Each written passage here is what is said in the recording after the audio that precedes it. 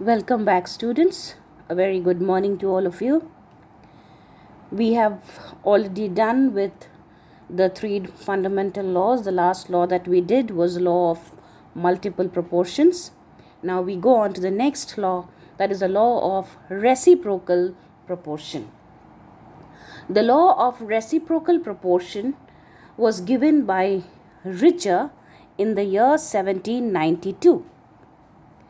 Now, what does this law state? Again, in this law, like in the previous law, we are dealing with two elements which can combine and form different compounds. The way they combine is slightly different from the way we had seen in the multiple proportion law. So, what's the definition for the law of reciprocal proportion?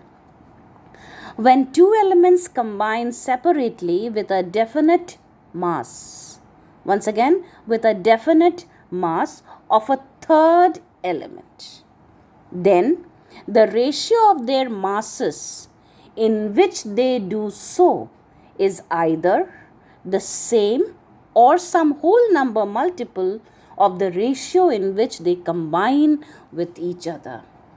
It is not a complicated law, but understand that. Okay, once again, when we do the examples, you will be able to understand better.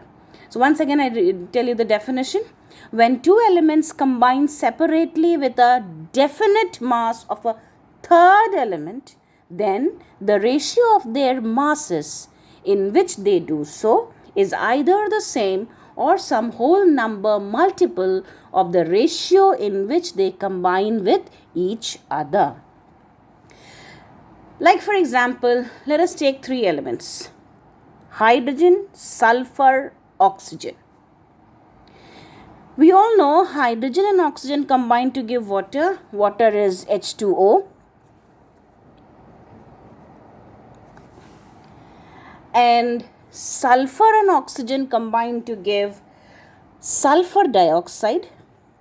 Hydrogen and sulfur combine to give hydrogen sulfide, H2S. So three different compounds based on three elements: hydrogen, sulfur and oxygen. Hydrogen and oxygen give water.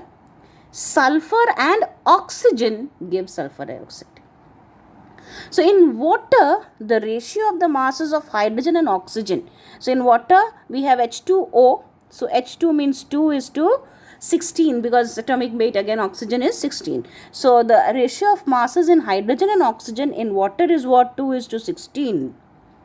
And ratio of masses of sulfur and oxygen in sulfur dioxide is what?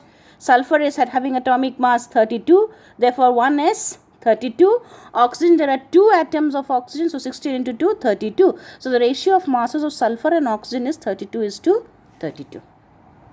Now our definition says, when two elements combine separately with a definite mass of a third.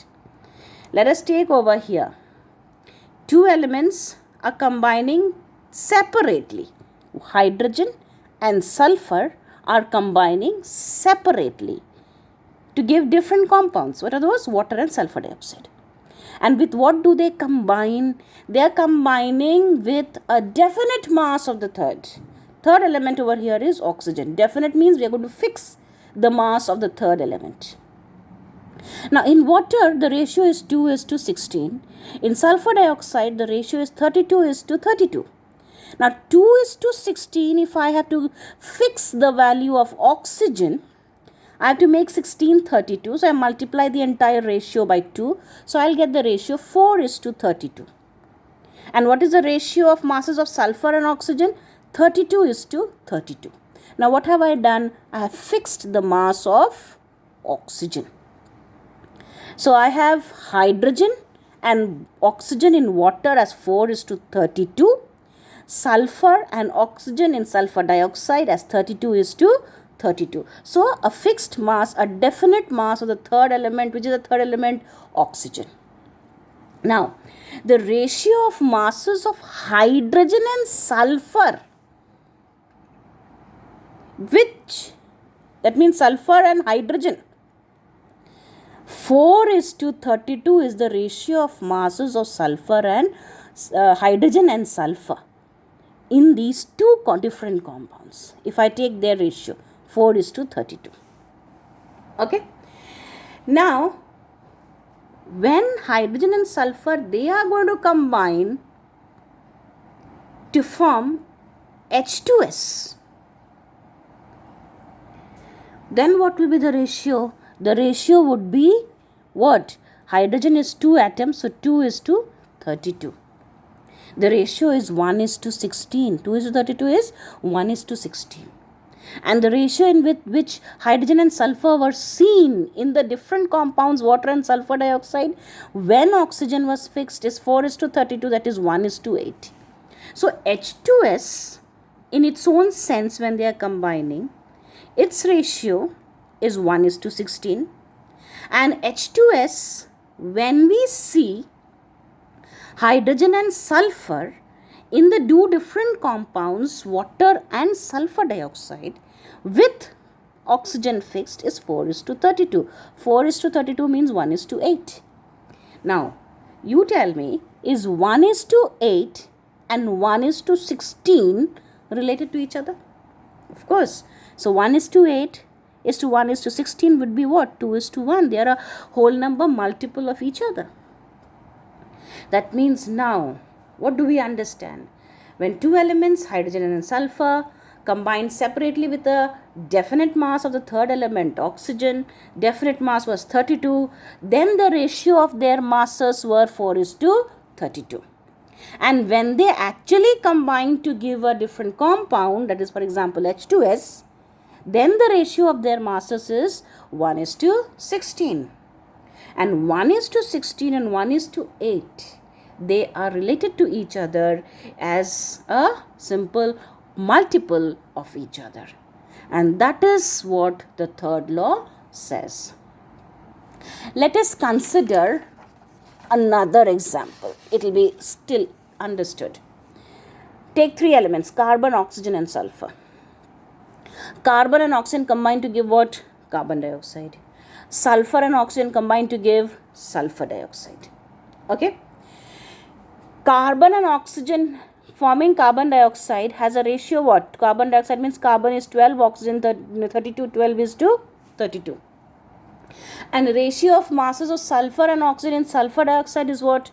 It is sulfur is 32, oxygen 32, so 32:32. Here oxygen is already fixed, 32.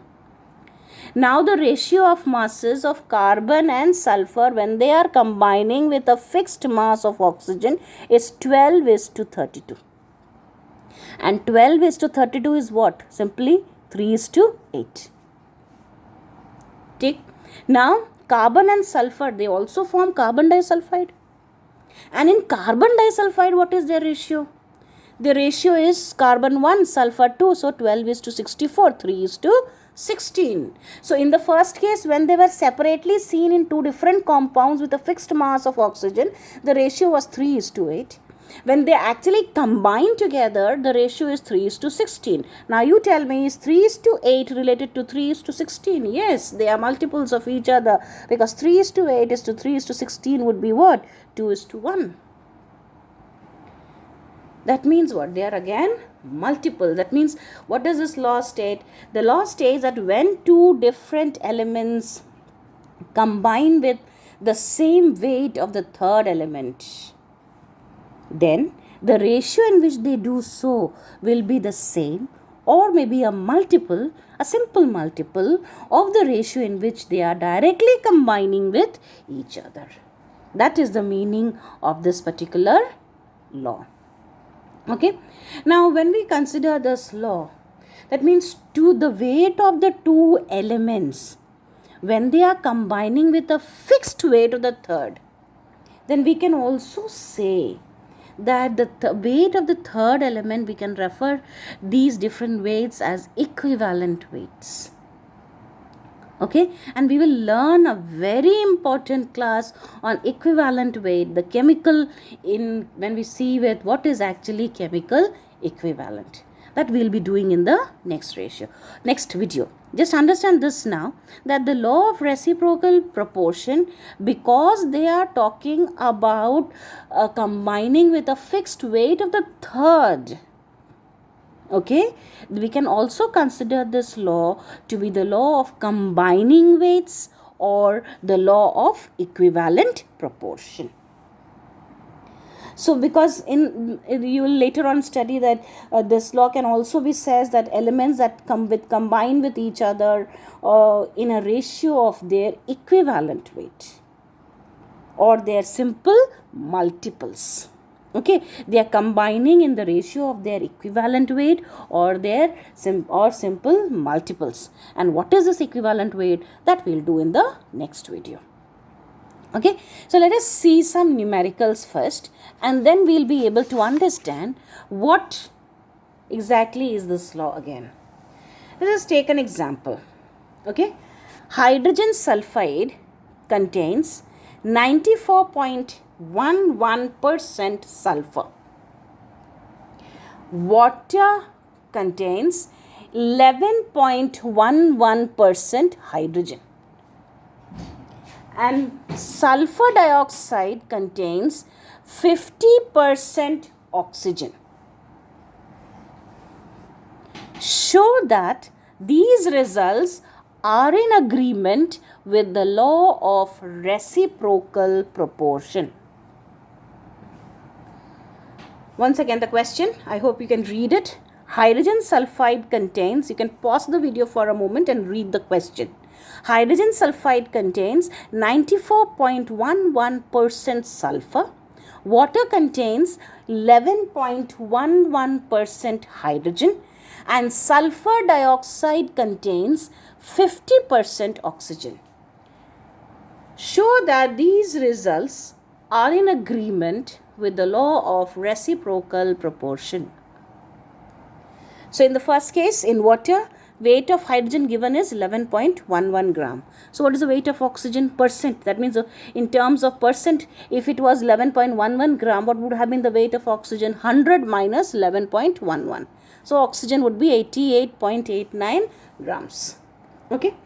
In sulfur dioxide, what is the weight of sulfur given? Sulfur is given to be 50% is oxygen. Okay. Now you tell me if oxygen 50%, so automatically sulfur also would be 50. So 50, oxygen 100 minus 50, so you have 50 grams. Now weight of sulfur that combines with, now let us see, 100 gram, 50 gram sulfur, 50 gram oxygen. So what is the weight of sulfur that combines with 88.89? I'm going to fix the value of oxygen to be 88.89. In the first case, oxygen was 88.89%, hydrogen is 11.11. So in the second case also, I want to make it 88.89% oxygen. 50 gram of sulfur combines with 50 gram oxygen. So how much gram of sulfur is going to combine with 88.89% gram of oxygen? So 50 by 50 into 88.89, that is 88.89 grams again. So what is the ratio between the weights of sulfur and hydrogen which combine with a fixed weight of oxygen? What is the fixed weight here? 88.89. So what is the ratio between sulfur and hydrogen? Sulfur is supposed to be what? 88.89. And what is sulfur? You have hydrogen, that is 11.1. So what is the ratio between 88.89 is to 11.1? That is 8 is to 1. Now we also know that hydrogen and sulfur combine to give hydrogen sulfide. That is what is given. And weight of sulfur is given to be 94.11 gram. So what would be the weight of hydrogen? 100 minus 94.11. How much is that? 5.89 grams. So sulfur and hydrogen, they are going to combine to give hydrogen sulfide. 94.11 gram sulfur and 5.89 gram hydrogen. What is the ratio between them? 94.11 is to 5.89, that is coming out to be 16 is to 1. The first ratio was what? 8 is to 1. Now what ratio do we have? 16 is to 1. So what is the ratio between them? Are they multiples to each other? Yes. What would be that? 8 is to 1 is to 16 is to 1. That will become as 1 is to 2.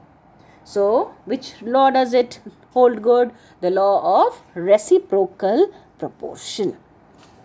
So that is how you're going to do numericals based on this law. You will have to fix the value of 1. Okay, and one element is fixed. The other two will combine to give different compounds, and they will combine with themselves to give another compound. Okay, then we'll have to find out what is the ratios between them. If the ratios are multiples to each other, this law will hold good. So I'm going to give you a few numericals. Solve those numericals and in your copy. Then we'll go on to the next topic. I'll just read out the numericals. The first numerical, phosphorus, atomic mass 31, combines with hydrogen, atomic mass 1, in the ratio 3.1 is to 0.3. In water, hydrogen and oxygen combine in the mass ratio 0.2 is to 1.6. That's the data given. Now, from the above data, calculate the mass ratio of phosphorus and oxygen in the oxide of phosphorus. Second, what is the law applied in calculating this ratio? And third, what is the valency of phosphorus in an oxide where the mass ratio of phosphorus to oxygen is 3.1 is to 4? That's the question. I hope you will be able to read the question in the video. Once again, I'm just reading it once again. Phosphorus, atomic mass 31, combines with hydrogen in the ratio 3.1 is to 0.3. In water, hydrogen and oxygen combine in the mass ratio 0.2 is to 1.6. From this above data, calculate the mass ratio of phosphorus and oxygen in the oxide of phosphorus. Second, what is the law applied in calculating this ratio? Third, what is the valency of phosphorus in an oxide where the mass ratio of phosphorus to oxygen is 3.1 is to 4? That's the first question. And second question, illustrate the law of reciprocal proportion from the following results. Different compounds are given. First one, phosphorus chloride. Phosphorus is 22.57%, chlorine 77.43%. Second case, in phosphine, phosphine is pH3. In phosphine, phosphorus is 91.18%, hydrogen is 8.82%. And third, in hydrogen chloride, hydrogen is 2.77% and chlorine is 97.23%. That's the data given. You have to illustrate the law of reciprocal proportion from this data. Do these questions and we'll go on in the next video with chemical equivalent.